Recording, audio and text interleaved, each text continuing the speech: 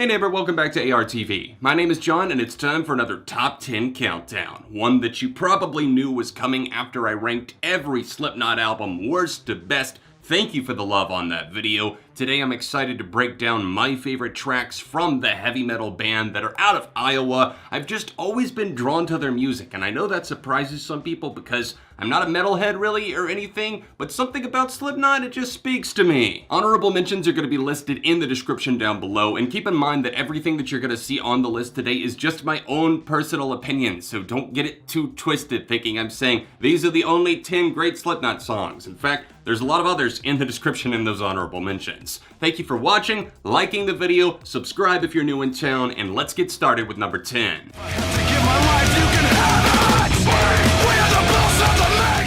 Pulse of the Maggots comes in at number 10. This is a lively, anthemic rager that just feels like it was made for a live setting. I love the sirens that open up this track, making it feel like it's straight out of a zombie apocalypse film. There's impending doom, but also there's the people that are here to ride it out, and you want these people on your side. This was made for the fans, the maggots out there in Slipknot country. And obviously Slipknot season is still not over because this song lives on even 15 plus years later. Lord of lies, the morning star, you're ready to be set free.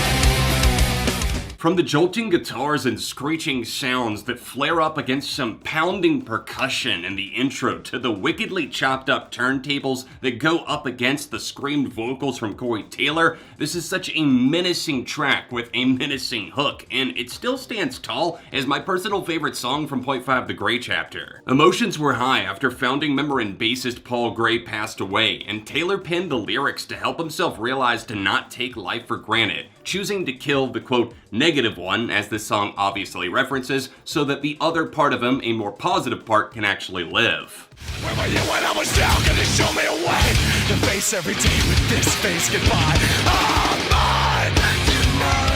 My first pick from the Iowa album hits at number 8, and it's a pretty good summation of how detrimental this record actually was to their own physical and mental well-being. Screamed vocals jump around like firecrackers in a flash pan, with the self-hatred and suicidal tendencies roaring to the surface like a wild animal. The guitar performance here makes me feel like I'm wandering the abandoned halls in a Saw movie or something. It definitely feels like a little bit ethereal at points, but I also love that. The whole track is really moving in an odd way. It just gets under your skin, and it's completely unnerving in the best way possible.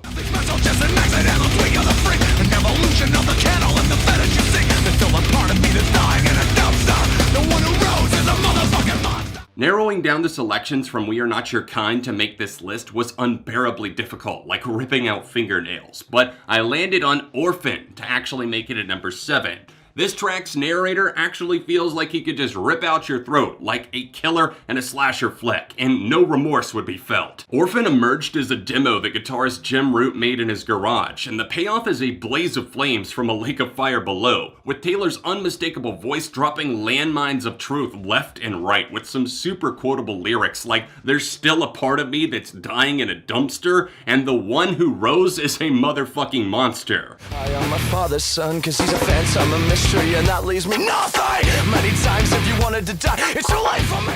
I stick my fingers into my eyeless existence, apparently. Jesus, I know some of you are gonna be pissed at me for that, saying you had the audacity to stick Duality in the honorable mentions, but not actually put it on the top 10, and then you sing it for the intro to Eyeless? This is unacceptable. I hear you, and I know you're pissed off, but you're nowhere near as pissed off as this song. With this coming from their debut self-titled album in 1999, I love how Slipknot are able to harness this raw production and make a gut stab of a statement on Eyeless. Taylor not only pushes his agitated, tortured voice against the slamming percussion, but also manages to ride out a really eerie, unsettling mood on the bridge, where the sung vocals in the background sound like a ghost haunting an abandoned house. I got a bitch for release.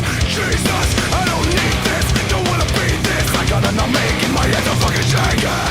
As Slipknot moved into more of a classic heavy metal sound on their 2008 album All Hope Is Gone, Gematria the Killing Kind is one of those songs that also presented itself as different because of the political commentary that rose to the surface quickly.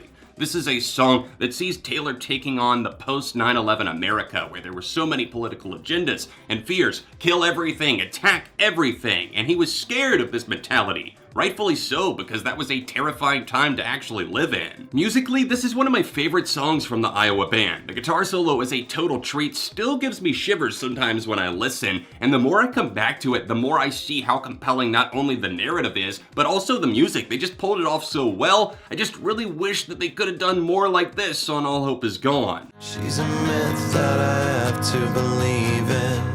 Even though we all know and love Slipknot for their heaviness, heaviness can at times come from a different place, and here it comes from the weight of the story being told. Here we get a look at a very cold individual from a different perspective, as Vermilion Part 1 can be heard earlier on the same album, but the lyrics here on Part 2 are mostly the same. This, however, is a heartbreaking ballad, something that makes a move that I can only describe as an extremely stark contrast to Part 1. Drill your deserts, go dig your graves, then fill your mouth with all the money you will save. And the rain will kill us all. What a hopeful message to put out there, but still, to this day, fuck, even though the song is so overplayed, at least some people might feel that way, I can't get enough of this track. Even the Psychosocial Baby mashup, which is unironically really good sounding to this day. I don't know why, but this song is just one of the best metal tracks of the 2000s. It's got so many flaming vocals, and the Limits of the Dead shouted part at the end, just a cherry on the top of a beautiful meltdown. I've seen this and what I've done to calcify.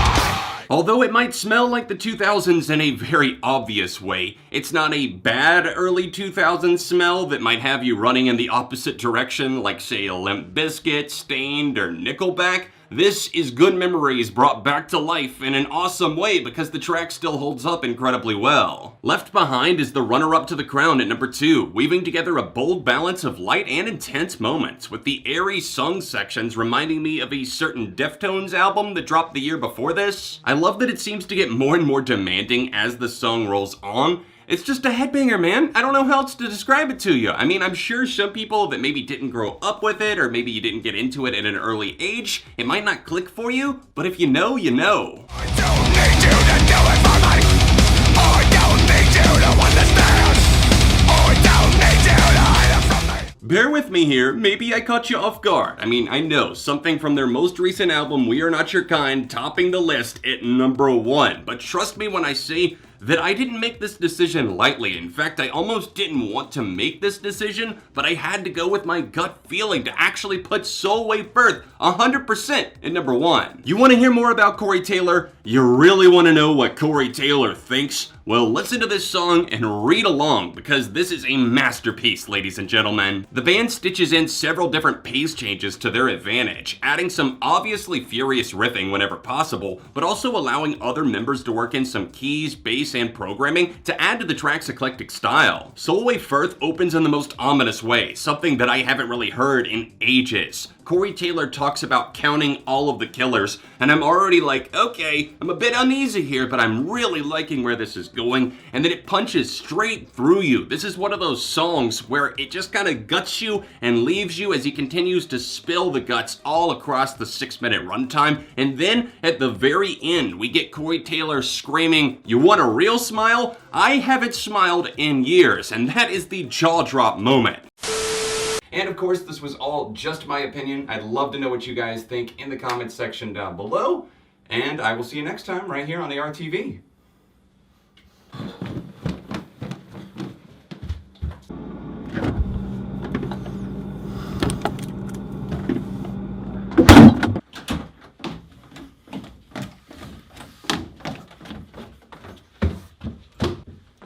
What's going on? Why are you guys in my house? You're that guy who had opinions on the internet about Slipknot that I don't agree with! We don't take kindly to people who have opinions in these parts. It's just an opinion. What are you gonna do about it? A few moments later. You're gonna learn, boy!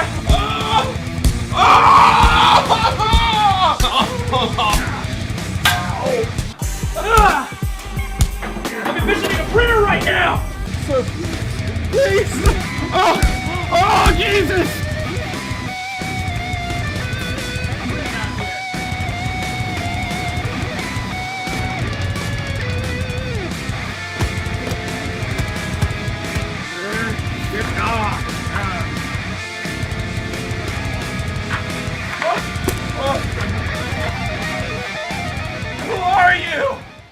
via the comments section.